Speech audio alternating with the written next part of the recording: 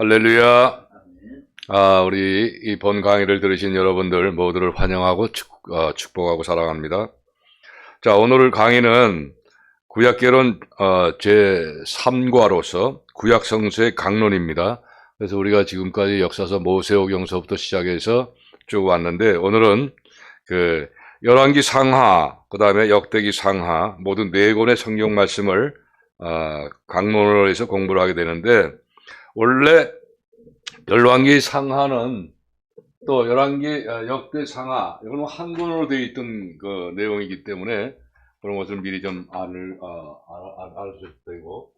자, 먼저 오늘은 그 열왕기 상하 요거에 대해서 먼저 5가지의 대지로서, 첫 번째 대지는 이 기록한 자, 그러니까 기자와 기록 연대에 대해서, 두 번째 대지는 개요에 대해서, 세 번째는 왕의 기록. 그러니까 왜 이 열왕기는 왕에 대해서만 기록했는가, 그 이유에 대해서, 그거에 대해서 이제 왕에 대해서 기록되었는가에 대해서 이제 강의를 하고, 네 번째 대지로서는 영광에서 바닥. 그러니까 이스라엘 백성들이 그 영광에서 바닥까지 떨어지는 그런 기폭이 심했다는 내용에 대해서 이제 강의를 진행하고, 5번째 대지로서는 비극에 대한 해석. 이스라엘 백성들이 하나님 선민 가운데 비극적인 생활을 했던, 왜 그렇게 비극적인 생활을 하나님께서 섭리하셨는가에 대해서 설명을 하고,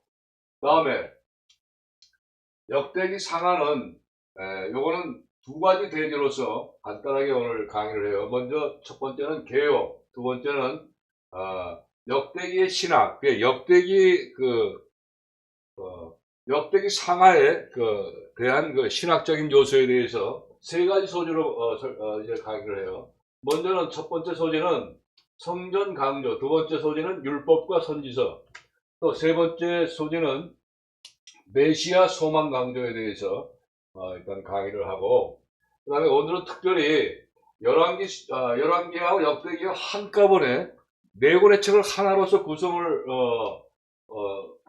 설명을 해요. 또 마찬가지로 신축연구도 4권의 그 책을 다 모아서 이렇게 간략하게 이제 강의를 하게 되는데, 여러분들은 이 구약개론을 공부하는 여러분들 모두는 이 자리에 계신 여러분들이나 또 강의를 듣는 여러분들이나, 특히 저 멀리 캄보디아의 5명의 전도사님들은 매번 이 구성, 그러니까 그 책에 대한 구성, 이런 구성표를 전부 다 이렇게 한 몸에 한눈으로 볼 수 있게끔 이렇게 아주 일렬목령하게 잘 구성이 되어 있으니까, 이것을 반드시 여러분들, 특히 캄보디아 5분의 전도사님들은 노트에다가 써가지고 항상 이거를 눈에 익히도록 외우면 더 좋고, 그렇게 공부를 하면 많은 도움이 될 거예요. 구성에 대해서와 그 다음에 신축 연구에 대해서.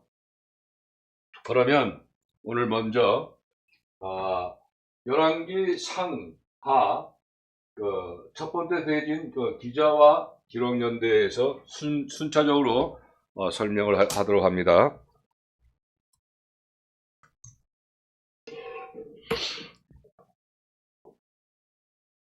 자, 열왕기 상하 첫 번째 대지 기자와 기록 연대에 대해서. 자, 열왕기 상하는 원래 한 권의 책이며 히브리 전통서에 단순히 열왕기라고 불리운다. 구약의 헬라어 번역본인 70인경에 의해 2권으로 나눠져 지금까지 내려온 것뿐이다. 따라서 우리는 한 권의 책으로 보고 읽어야 한다. 열왕기의 저자 기자는 누구인지는 분명히 알 수가 없다. 열왕기 기자는 개개 왕들에 대한 정보를 더 얻을 수 있는 자료들로 솔로몬의 행장, 유대왕 역대지략, 왕하 이스라엘 왕 역대지략, 왕하를 언급한다. 그러나 이 외에도 다른 자료들을 가지고 글을 썼음이 분명하다. 이 역사는 바벨론의 포로로 잡혀간 유대인의 시각에서 기록되고 있다. 정확한 기록 연대를 잡는다는 것은 불가능하다. 그러나 주전, 그러니까 BC 500년에서 530년 사이가 아닌가 추측이 된다. 그렇다고 한다면 열왕기 상하는 다윗의 통치 말기부터 바벨론에서 여호와긴 왕이 죽을 때까지 기간 동안 이스라엘의 역사가 어떻게 진행되었는지 회고하고 있다. 즉 BC 약 970년에서 550년까지 420년간의 역사를 적고 있다. 그래 420년 동안에 이루어진 그 내용을 적고 있다, 기록됐다는 얘기예요. 다음 두 번째 대지로 개요에 대해서 설명을 해요.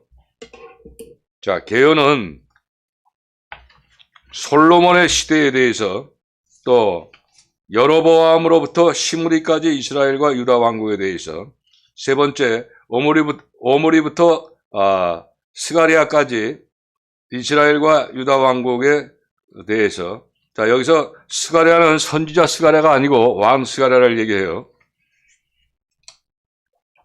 그리고 네 번째는 살롬부터 이스라엘의 포로됨까지 이스라엘과 유다 왕국에 대해서 다섯 번째로 히스기야로부터 유다의 포로됨까지 유다 왕국에 대해서 설명을 책에 기록이 되는 거죠. 다음 세 번째 대지로 그 왕의 기록.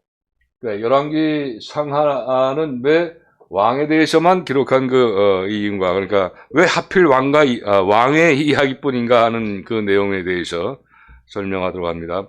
열왕기의 이야기는 여호와의 백성으로서의 이스라엘 이야기이다. 즉 모든 이스라엘 이야기이기에 북방 이스라엘과 남방 유다가 다 포함되는 것이다. 그렇다면 어째서 왕정에 초점을 두고 있는 것인가?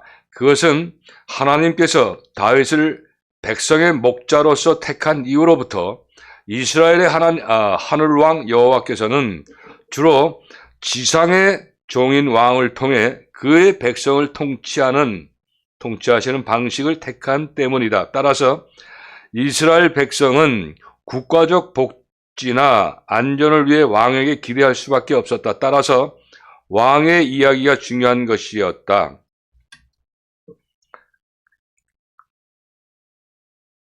왕상 15장 11절에서 11절 말씀을 보면 아사가 그 조상 다윗과 같이 여호와 보시기에 정직하게 행하여 남색하는 자를 그 땅에서 쫓아내고 그 열조에 지은 모든 우상을 없이 하고 오므리가 여호와 보시기에 악을 행하되 그 전에 모든 사람보다 더욱 악하게 행하여 느밧의 아들 여로보암의 모든 길로 행하며 그가 이스라엘로 죄를 범하게 한 그 죄 중에 향하여 그 헛된 것으로 이스라엘 하나님 여호와의 노를 격발케 하였더라.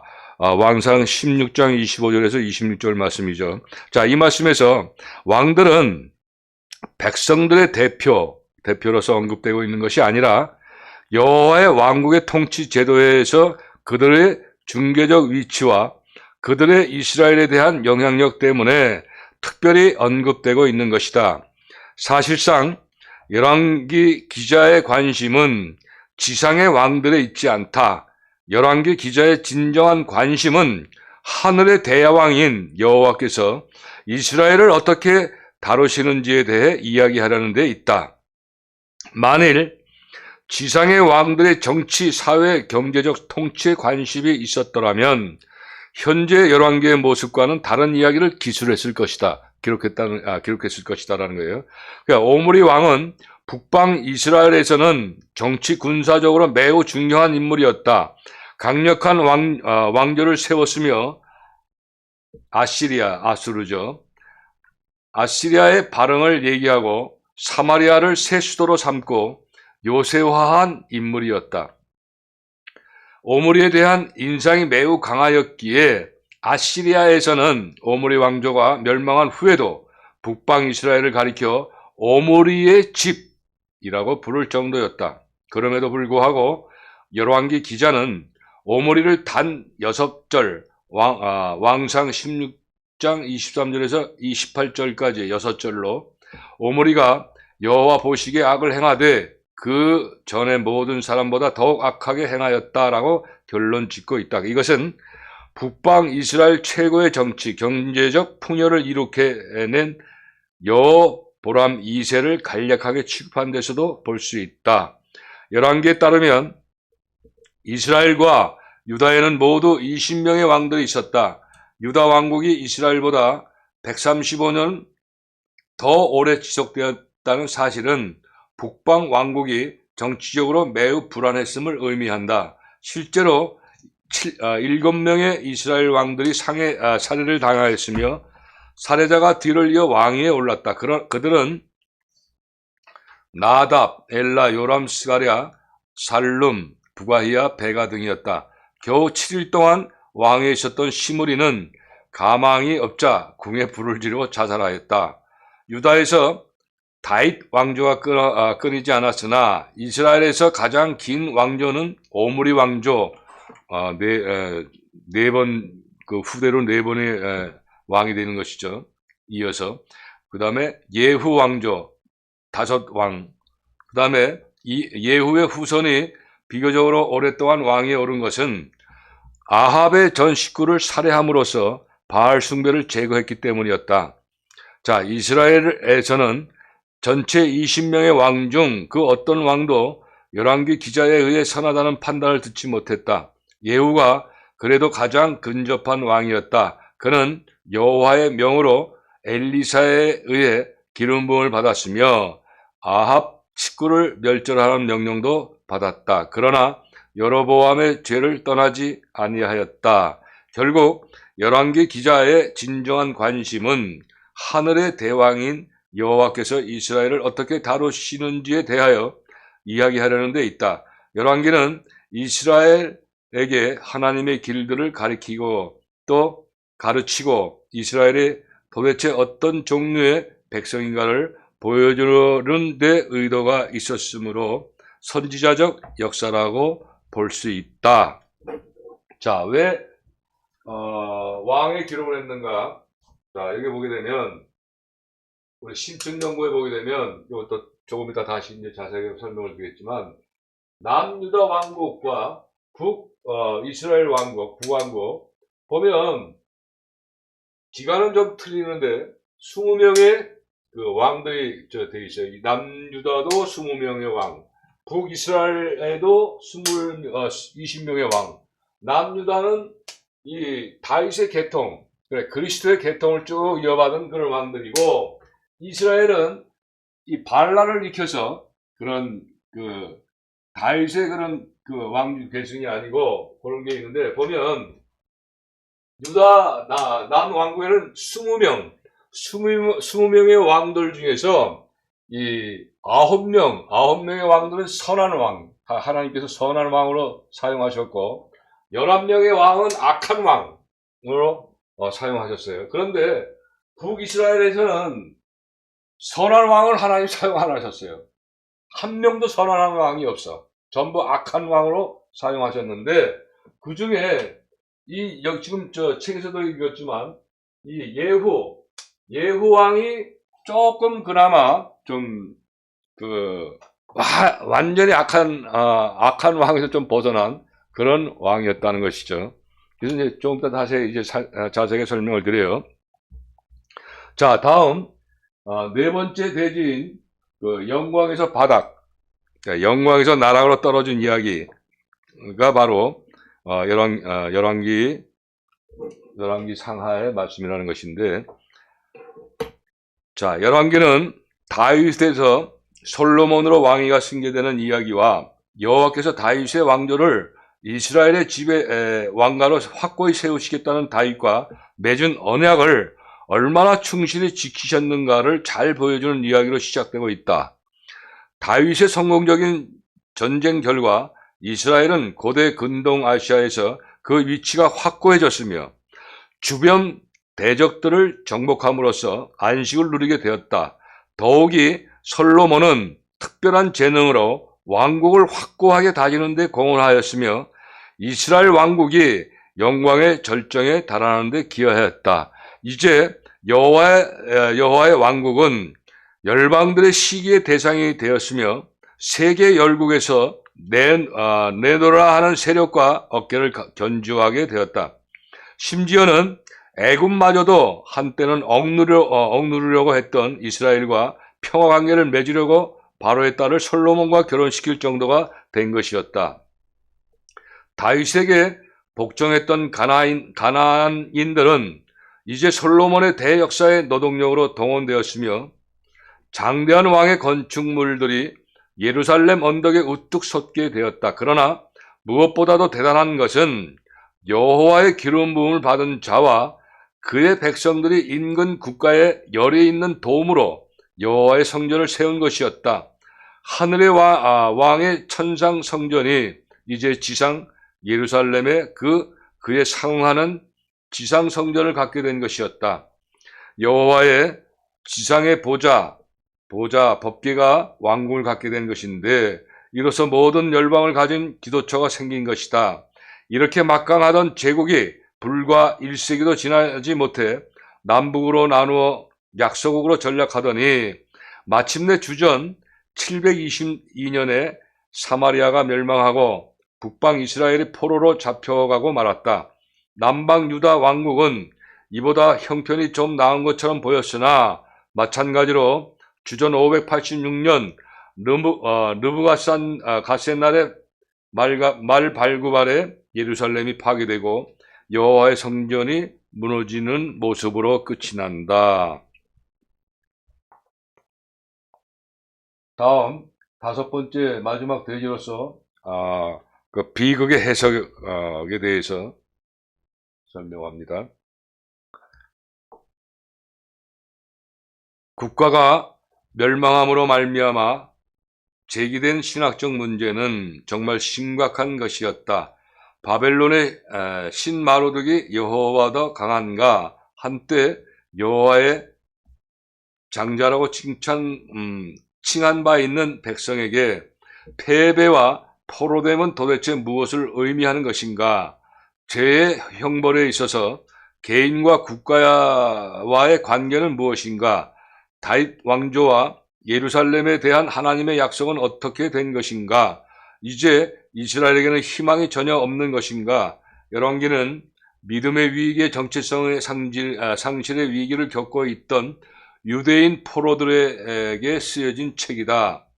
첫째, 이스라엘이 바벨론의 포로로 잡혀간 것은 여호와께서 살아계시지 않기 때문도 아니며 바벨론 신 마로득이 여호와보다 강하기 때문도 아니며 여호와께서 언약을 파기한 이스라엘에게 언약의 저주를 내리시는 것임을 열왕기 기자는 밝히고 있다.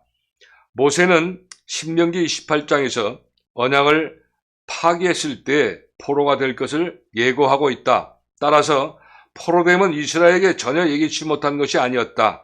열왕기 기자는 모세가 오래전에 하나님과의 언약을 어기면 포로로 잡혀가게 된다는 점을 밝혔음을 강조하고 있다. 둘째, 열왕기 기자는 여호와의 역사인 주인이심을 선언하고 있다.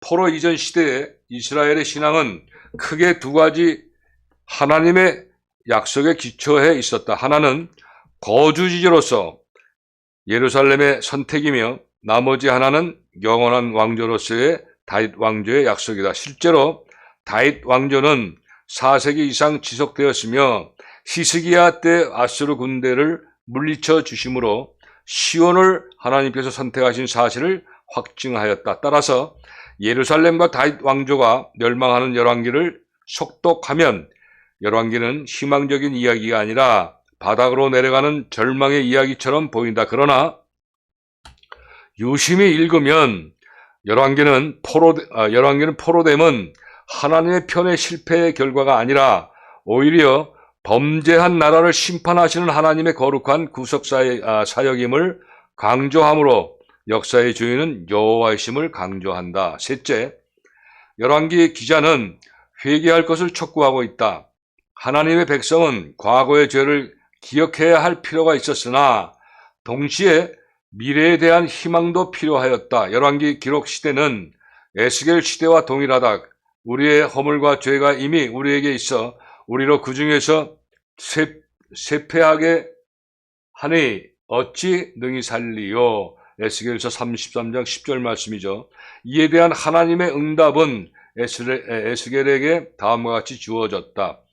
이스라엘 족속아 돌이키라. 너희 악한 길에서 떠나라. 어찌 죽고자 하느냐. 에스겔서 33장 11절 말씀이죠. 이것은 열왕기도 마찬가지이다. 왕들과 백성들의 죄는 상세히 기록되었다. 그러나 단지 죄에 대한 형벌을 즐기는 편벽된 기쁨에서가 아니라, 또한 단지 역사적 관심에서도 아니라 백성들의 죄에 대한 경고로 기록된 것이다. 이 같은 실패 카탈로그에는 하나님의 은혜스러운 약속들이 곳곳에 산재해 있다. 이 약속들은 모두 성취되었는데 이는 하나님의 백성들이 회개한다면 아직 희망이 있음을 보여주는 것이다.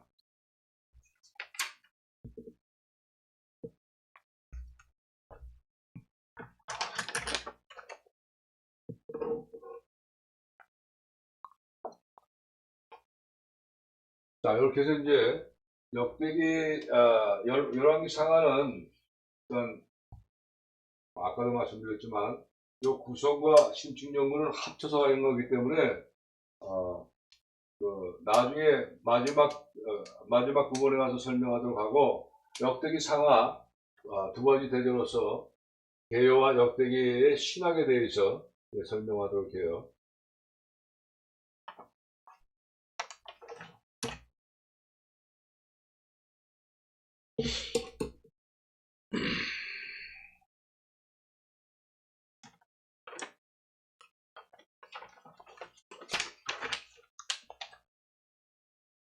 자, 첫 번째 대지 개요에 대해서 설명합니다.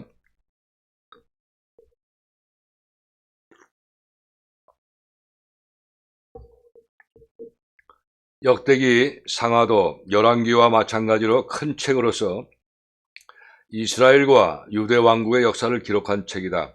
이 책은 그 뒤에 나오는 에스라, 느헤미야와 한 계통을 이루고 있다.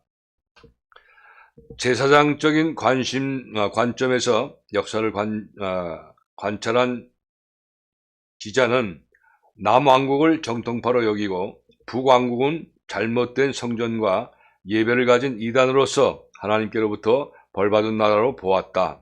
따라서 남쪽 왕국의 역사를 주로 말하고 북왕국에 관해서는 필요에 따라 언급하는 정도로 그친다. 그러나 전체적 구조는 폭이 넓어 아담으로부터 시작한 계보를 훑어내리다가 사울왕에 이르고 다음은 다윗이 성전 건축을 위하여 준비한 이야기, 그리고 솔로몬이 성전 건축을 실현한 이야기를 세밀하게 기록한다. 제사 정신에 가득 찬 그 기자의 마음에는 예루살렘 성전이야말로 주님의 영광이 충만한 것이며 거기서 의식을 정중히 그리고 바로 집행하는 것이 유대 민족에게 부과된 의미라고 생각되었었다. 솔로몬 이후의 역사는 위에서 말한 바와 같이 남왕국을 중심에서 기록되었으며 4번에 걸친 신앙적 회의와 종교적 개혁을 순환적으로 묘사하였다. 그리고 끝으로 역대하 36장에는 백성의 불신앙 때문에 갈대아 사람들이 와서 모두 다 파멸을 하고 바벨론으로 잡아다가 거기에 머물게 했다는 이야기를 썼다.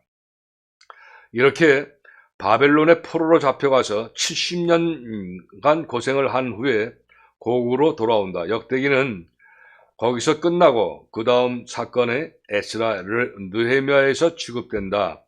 역대기와 에스라, 느헤미야 이 세 책의 기자는 같은 사람일 것이다.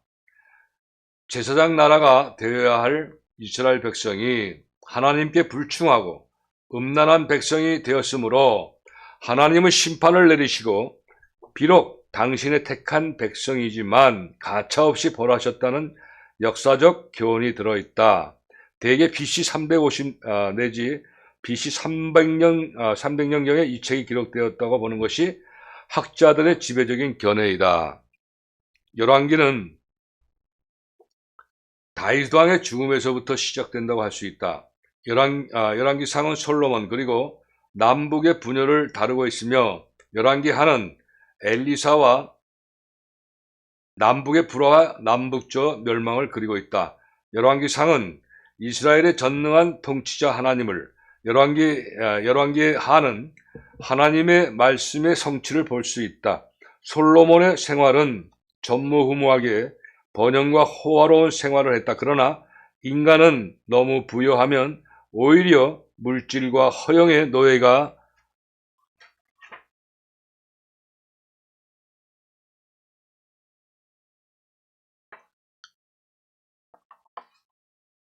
되기 마련이다. 솔로몬은 사울처럼 점점 갈수록 하나님 앞에 좋지 못했다.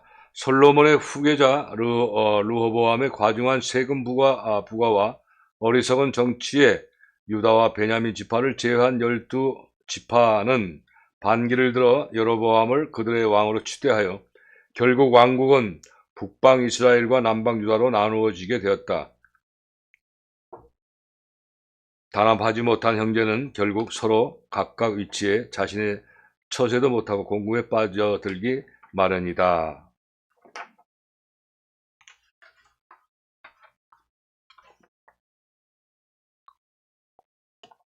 자, 이렇게 해서 개요를 설명을 했고요.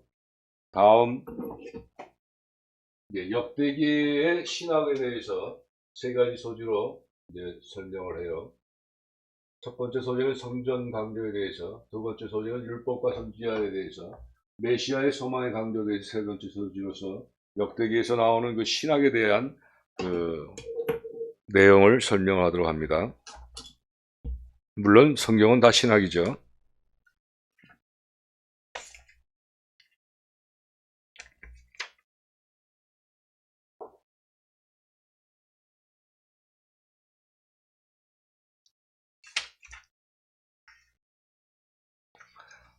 자, 먼저 성전 강조에 대해서 우선 바사왕 고레스의 칙령을 통해 여호와께서 재건케 하신 예루살렘 성전이 포로 후 시대에 회복된 공동체와 과거를 연결시켜주는 끈이라는 점을 강조하고 있다. 그 어떤 정치적 지위도 다윗 계열의 왕도 가져보지 못한 세대를 향해 역대기 기자는 여호와의 성전이 다윗 왕조를 통해 여호와께서 이스라엘을 위해 행하신 최대의 행위이므로 애써임을 강조하고 있다. 이런 이유로 인해 역대기 기자는 다윗과 솔로몬의 통치 기사를 서술할 때 주로 성전 건축 준비와 성전 건축에 대해 많은 지면을 할애하고 있는 것이다. 역대기 기자는 다윗이 시편을 작시하고 성전 봉사를 위해 레위인들을 조직한 인물로 제시하고 있다. 역대기에서는 다윗이 성전 건축을 위해 모든 것을 다 준비하였고 솔로몬은 그저 실행만 한 인물로 묘사되고 있다. 다윗은 하나님께 올바른 예배를 드리려는 정열로 가득한 인물로 나타나는데 모세와 맞먹는 두 번째 율법 수요자라는 것이다. 즉 성전을 중심으로 하는 공동체의 창시자이다. 그게 이제 그 성전 강조에 대한 내용이고, 두 번째 신학은 율법과 선지자를 통해서 신학을 강조합니다. 자, 역대기 기자는 한 공동체의 안전은 왕의 존재 여부에 달려 있는 것이 아니라 율법과 선지자들의 말에 순종하느냐의 여부에 달려 있음을 강조하고 있다. 역대기 기자에게 있어서는 충성스러운 다윗 계열의 왕들의 가장 중요한 특징은 율법에 충실하느냐의 여부에 있었다. 또한 다윗과 아사와 여호사밧과 히스기야와 요시야와 같은 충성스러운 왕들은 선지자의 말씀을 존중하였다. 그러나 불충성한 이들은 선지자의 말씀을 경홀히 여기었다가 스스로 패가망신하고 말았다. 따라서 우리 캄보디아 전도사님들 패가망신이라는 말을 모를 거예요. 패가망신이라는 뜻은 대대로, 그러니까 자손 대대로 망했다는 뜻이에요. 따라서 역대기가 사실상 사무엘이나 열왕기보다 더 많은 선지자들의 사역을 언급하고 있는 것은 우연이 아니다. 이스라엘을 향한 여호사밧의 말은 역대기 기자의 관점을 가장 잘 드러내주고 있다. 너희 하나님 여호와를 신뢰하라. 그리하면 견고히 서리라. 그 선지자를 신뢰하라. 그리하면 형통하리라. 역대기 하의 20장 20절 말씀이에요. 역대기 기자의 관점에서는 왕들의 통치보다는 이스라엘의 율법과 선지자에 대한 반응이 그들의 운명에 더욱 결정적인 영향을 미치는 것이다. 자, 다음 역대기 신학적 요소 세 번째로 메시아 소망을 강조합니다. 역대기 기자는 다윗 계약과 선지자들의 확신 있는 선포를 근거로 메시아의 소망을 가질 것을 강조하고 있다. 역대기 기자는 다윗과 솔로몬에 대하여 많은 지면을 할애하고 있다. 이 두 왕에 대한 묘사는 매우 특징적이며 역대기 기자의 관심이 무엇에 있는지 해석의 열쇠를 보여준다. 역대기 기자는 다윗과 솔로몬을 이상화시키고 있다. 이들의 이상적 모습에 해가 될 만한 요소들이 그가 소유하고 있던 자료에 나타나면 생략하였다. 두 왕국이 하나가 되기 전에 다윗이 헤브론에서 왕이 된 사실, 사울의 집과 다윗의 집이 다툰 사실, 아브넬과 타협한 사실, 다윗의 아내 미갈과의 문제, 또 아브넬과 이스보셋의 살해 등을 언급하지 않고 있다. 역대기 기자는 다윗을 사울이 죽은 후에 곧바로 전 이스라엘을 위하여 왕으로 기름 부음을 받았으며 백성들의 전적인 지지를 받은 것으로 적고 있다. 그 후에 다윗이 당한 어려움은 언급조차 하지 않고 있다. 다윗의 밧세바와 범죄한 죄, 암논의 죄와 죽음, 압살론의 형제 살해, 아버지에 대한 반역, 다윗의 예루살렘부터 도주한 사건이라든가 또 시바와 시므의 반역을 한 내용, 그 밖에 다윗의 통치를 먹칠할 수 있는 요소들은 아예 언급하지 않고 있다. 다만 다윗의 인구조사 사건을 제외하고는 흠없는 인물로 묘사하고 있다. 역대기 기자는 솔로몬도 이와 유사하게 다루고 있다. 솔로몬은 하나님의 말씀 가운데 다윗의 후계자로 분명하게 언급되고 있다. 솔로몬의 왕위 승계는 다윗에 의해 공격적으로 선포되었으며 전 이스라엘의 지지를 받은 것으로 묘사되고 있다. 늙은 다윗의 마지막 순간에도 아도니아의 구테타를 전복시키고 솔로몬에게 왕위를 넘겨준 것에 대해서는 언급이 없다. 군대 장관 요압과 대제사장 아바달이 아도니아의 구테타를 지지했는 점도 이야기하지 않고 있다. 다윗에게 잘못한 이들은 솔로몬이 처형한 것도 생략되어 있다. 솔로몬의 왕위 계승은 경쟁자도 돌발적인 사건도 없이 일어난다. 솔로몬의 통치에 대한 기사는 거의 전적으로 성전 건축에 할애되어 있다. 그의 실패, 우상 숭배, 이방 여인의 결혼들과의 결혼, 그에 대한 반역들에 대해서는 언급이 없다. 왕국 분열의 잘못도 솔로몬이 아니라 여로보암에 돌린다. 솔로몬의 묘사는 거의 다윗에 흡사할 정도로 역대기에 매우 호의적으로 나타난다. 따라서 역대기의 다윗과 솔로몬은 역사의 다윗과 솔로몬으로 뿐만 아니라 역대기에 소망하고 있는 메시아 왕의 예표로서 해석되어야 한다. 결국 역대기 기자는 독자들에게 신앙으로 그들의 정체성을 재확인할 것과 성전과 예루살렘과 이스라엘에 관한 여호와의 말씀을 성취할 다윗의 후손이 장차 올 것이라는 희망을 가지고 살라고 호소하고 있다. 자, 무슨 말입니까? 이 역대기 신앙에서 메시아 소망 강조, 바로 이 서막 강조이기 때문에 다윗과 솔로몬이 그런 어떤 범죄했던 내용이라든가 또 압살롬의 그 아들 반역한 내용, 또 다말을 또 간음한 내용, 이런 그 다윗과 또 솔로몬도 뭐 여러 그 죄악된 내용들은 이 역대기에는 기록이 안 되어 있다는 거예요. 다만 사무엘 상하에선 기록이 되어 있죠. 자세하게. 그러나 역대기 신학에서는 바로 메시아 소망을 강조한 책이다, 그런 뜻이에요. 이해하시기 바랍니다.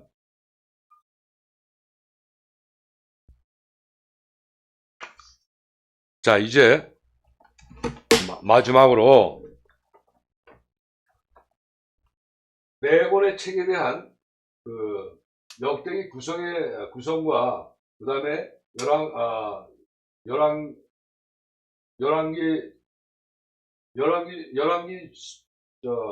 열왕기와 역대기 합쳐서 구성된 내용, 그 다음에 열왕기와 역대기 두 성경에 대한 비교에 대한 내용 간단하게 설명드려요. 그 다음에 이제 열왕기와 역대기 신축 연구를 간단하게 설명드리고 본 강의를 마칩니다. 자, 오늘 열왕기 상과 열왕기 하 두 권의 책과 역대상과 역대하 두 권의 책, 모두 네 권의 성경책을 가지고 초점을 가지되 열왕기 상에서는 그 초점은 바로 통일된 왕국을 얘기해. 그러니까 이스라엘이 통일된 왕국, 그 다음에 분열된 왕국에 대해서 상세 구분은 이 확장과 그 영광, 요 솔로몬에 대해서 1장에서 11장까지의 말씀을 나누고, 다음 분열과 쇠퇴에 대한, 분열된 왕국에 대해서 분열과 쇠퇴에 대한 내용을 이스라엘과 유다를 상징으로 해서 12장에서 22장까지의 말씀으로 기록이 되어 있고, 또 열왕기 하에서는 이 분열된 국가 이스라엘에 대한 심판에 대해서 열왕기 하 1장에서 17장까지 내용이 기록되어 있고 구분이 되어 있고, 잔존 국가, 그러니까 분열된 국가 중에서 나머지 잔류되어 있는 국가에 대해서 유다에 대한 심판에 대해서는 18장에서 25장까지 기록이 되어 있다는 말씀이에요. 그리고 이 장소는 이 통일된 왕국의 이 내용의 장소는 예루살렘에서 기간은 약 40년 동안 이루어졌다는 얘기고, 또 이 분열된 왕국은 유다와 이스라엘에서 약 90년간의 실행이 됐다는 얘기고, 그 다음 분열된 국가, 열왕기 하에서의 분열된 국가는 그 이스라엘에 대한 심판이 그 1장에서 열왕기 하 1장에서 17장까지의 말씀인데, 그 장소는 이스라엘과 유다, 그리고 기간은 약 130년 동안에 이루어졌다는 얘기예요. 다음 잔존 국가에서 유다에 대한 심판은 열왕기 하 18장에서 25장까지의 말씀으로서 그 장소는 유다고 그 기간은 155년 동안의 내용이 이루어졌다 하는 그런 말씀입니다. 다음 넘어가서 역대기 상과 역대하는 이 초점은 다윗의 혈통에 대해서 역대상에서 전반부, 후반부에는 다윗의 통치에 대해서, 역대하는 솔로몬의 통치에 대해서, 하반기의 유다의 멸망에 대해서 초점을 맞췄던 거고, 다음 상세 구분은 다윗의 혈통의 족보에 대해서 1장에서 9장까지의 말씀을 기록되어 있고, 다윗의 통치에 대해서는 그 역사로서 구분을 해서 역대상 10장에서 29장까지의 말씀, 역대하에서는 솔로몬의 통치와 유다의 멸망, 상반기와 하반기, 그 다음에 전반기에서 신성한 성전에 대해서 역대하 1장에서 9장까지의 구분이 되어 있고, 또 유다의 멸망에 대해서 더럽혀진 성전에 대해서 포로로 끌려갔던 모든 내용들이 역대하 10장에서 36장까지의 구분으로서 기록이 되어 있다는 것인데, 자, 여기서 역대상은 그 장소는 통일왕국이에요. 통일왕국에 대해서 이 다윗의 혈통은 수천 년. 자, 이것은 그 다윗 이하에 신하까지 넘어왔던 거예요. 신하까지. 그렇기 때문에 이 다윗의 혈통은 바로 예수 그리스도도 혈통이 되는 것이죠. 그러니까 신약까지 넘어와서 수천 년 동안에 됐던 거고, 장소는 통일 왕국이고, 그 다음에 다윗의 통치는 40년간, 그 다음에 역대하는 장소는 남유다 왕국이고, 솔로몬의 통치는 40년, 유다의 멸망에 대해서는 약 100년 동안에 기록이 되어 있다는 그런 말씀입니다. 그리고 다음 두 성경의 비교, 그러니까 열왕기와 역대기의 비교는,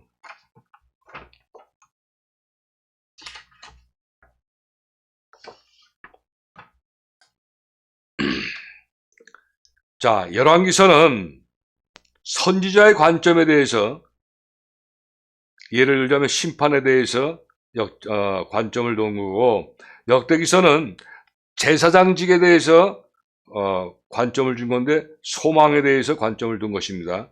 두 번째로 열왕기서는 전쟁에 대한 기사가 많이 나와요. 비교를 해보면. 역대기에서는 성전에 관한 기사가 많이 나와. 그 다음에 세 번째, 열왕기서에서는 왕권의 운명에 대한 그 내용들이 많이 기록이 되어 있는데, 역대기서에는 다윗의 계보가 연속적으로 기록이 되어 있다는 특징이 있어요. 그 다음에 열왕기서의 특징은 이스라엘과 유다를 기록한 특징이 있는데, 역대기는 유다 중심으로 기록이 되어 있다는 점과, 그 다음에 열왕기서는 도덕성을 강조한 특징이 있는데, 역대기서는 구속사에 대해서, 그리스도의 구속사에 대해서 특징이 이제 나눠졌다는 그런 말씀을 드립니다. 자, 그리고 이제 오늘 강의 마지막으로서 또 흥미있는 내용인데, 열왕기와 역대기의 심층 연구를 합니다. 이거는 일단 통일 왕국으로 해서 사울이 주전 1050년에서 1013년까지 37년 동안을 이제 다스렸고, 다윗은 1013년에서 973년 40년간 다스렸죠. 솔로몬도 973년에서 933년까지 해서 40년 동안 이제 왕으로서 생활했고, 근데 여기 40년이라는 게 상당히 중요한 의미를 또 가지고 있어요. 40년. 자, 우리가 출애굽에서 그 광야 연단 생활 40년 했고, 예수님도 40일 동안 금식하셨고, 이 40이라는 숫자가 굉장히 의미가 있어요, 성경적으로. 자, 다음. 요것을 통일왕국을 둘로 나누죠. 남유다 왕국과 북이스라엘 왕국 두 나라로 나눠지는데, 아까도 설명을 드렸지만, 똑같이 기간은 달라요. 또 멸망한 기간도 다르고, 그런데 왕은 똑같이 20명씩이에요. 남유다도 20명, 북이스라엘도 20명. 그런데 여기에서 르호보암을 가로놓고 X 친 거는 악한 왕이네요. 이거 악한 왕. 악한 왕으로 쓰신 건데, BC 933년에서 917년 동안 르호보암이 이제 왕에서 다스렸고, 그 다음에 아비암 나쁜 왕, 아사왕 좋은 왕, 그러니까 이 선한 왕, 여호사밧 선한 왕, 선한 도구로 사용하셨고, 주님께서 여호람도 선한 왕으로, 아하시아는 악한 그릇을 사용하셨어요. 다음 아달리아는 나쁜 왕, 악한 왕, 여호와스는 선한 왕, 아마시아 선한 왕, 아디리아는 우시아를 얘기하는 거예요. 선한 왕, 요담 선한 왕, 아하스 나쁜 왕, 히스기야 선한 왕, 므낫세 악한 그릇으로 사용하셨고, 아몬 악한 그릇으로 사용하셨어요. 요시야 선한 그릇으로 사용하셨고, 여호와스는 1년도 기간도 안 되는 악한 왕이에요. 자, 므낫세 악한 왕, 아몬 악한 왕, 요시야 선한 왕, 예호아스 악한 왕, 여호와김 악한 왕, 여호와김 악한 왕, 시드기야 악한 왕. 그래서 이 남유다 왕국은 예루살렘이 이제 저 수도죠. 예루살렘 함락이 BC 586년에 함락이 되죠. 이렇게 해서 남유다 왕국을 설명을 했고, 자, 그런데 이 남유다는 처음에 80년간은 번영했고 하나님이 강하게 사용하셨어요. 다음 70년은 재난과 바알 숭배를 했어요. 다음 50년간은 우시야 통치 아래서 가장 번영했던 그런 시기를 하나님이 이 조절을 하셨던 거예요. 다음 15년, 그 다음 15년은 아하스 통치 아래에서 아수르의 조공국이 돼요. 그 다음에 30년간은 히스기야 치하 아래에서 독립을 하게 됩니다. 독립. 그리고 이 남유다 왕국의 마지막 100년은 주로 아수르 제국의 귀속이 되어 있는 것이죠. 예속이 되어 있어요. 이렇게 해서 이제 남유다 왕국의 히스토리를 왕과 또 이 사이에 있었던 모든 사건들과 에 대해서 한눈에 볼 수 있게끔 설명을 드렸어요. 다음 북이스라엘 왕국은 여로보암. 여기서는 지금 OX를 표시를 안 했던 것이 이스라엘은 전부 다 악하게 하나님 사용하신 거예요. 악한 왕으로. 단지 예후는 약간 하나님께서 좀 약간 차이를 주셨어요. 그러나 악한 왕으로 사용하신 거예요. 북이스라엘은. 자, 이러한 것들 기간 요게 933년에서 912년이면 21년 동안 여로보암을 사용하셨다. 근데 그런 것들을 잘 여러분들 계산하셔야 돼요. 자, 그렇게 해서 그리고 여기 보게 되면 호세아라든가 스가랴라든가 이분들은 선지자가 아니에요. 왕이에요, 왕. 이름이 같은 왕. 그 다음에 북이스라엘 왕국은 BC 721년에 완전히 멸망을 해요. 그런데 이 북이스라엘도 처음에 50년 동안은 유다와 시리아에게 시달림을 받아요. 북이스라엘 왕국이 남유다에게 또 시리아에게. 그 다음 40년 동안은 오므리 통치하에 번영을 해요. 아까 우리 오므리 왕에 대해서 설명을 했죠. 일단 그 번영을 이제 갖게 되는데, 그 다음 40년 동안은 예후와 여호아스 통치하에서 아주 쇠퇴해지는 거죠. 그 다음에 50년 동안은 여로보암 여로보암, 여기서는 여로보암이 두 사람이 나오죠. 처음 초대와 그 다음에 여로보암이 나오는데, 이건 여로보암 2세를 얘기하는 거예요. 네, 여로보암 2세의 통치하에 또 번영을 해요. 그 다음에 마지막 30년 동안은 무정부로서 몰락되고 포로로 끌려가는 것이죠. 이렇게 해서 정리가 돼요. 한문으로. 자, 그 다음에 남북 상호관계에서는 남유다와 북이스라엘의 상호관계는 어떠했는가? 그걸 간략하게 말씀드리자면, 처음 80년간은 서로 싸움을 티격태격 하고 싸움을 계속했었어요. 남과 북이. 그 다음에 30년, 그러니까 80년이 서로 싸우다가 그 다음에 30년은 평화를 유지해요. 서로 평화를 유지하고, 마지막으로 50년간은 간헐적으로 싸웠다가 또 친해졌다. 이렇게 정리가 돼요. 그래서 열왕기하, 역대상, 역대하 전부 요 내용 가지고 다 설명이 구성과 심층연구로서 네 권의 책을 이해할 수가 있는 거예요. 이 시간에. 그래서 아까도 말씀을 드렸지만 이 강의에서 이 구성과 신축연구는 항상 여러분들도 노트에 기록해서 그걸 항상 보시고 외우시면서 여러분들이 공부하신다면 여러분들이 그 설교라든가 그 목회자 사역을 하시는 데 있어서 상당히 도움을 가질 수가 있다. 그래서 오늘은 여기까지 이제 강의를 합니다. 다음 주에 또 뵙도록 합니다. 다 수고들 하셨습니다.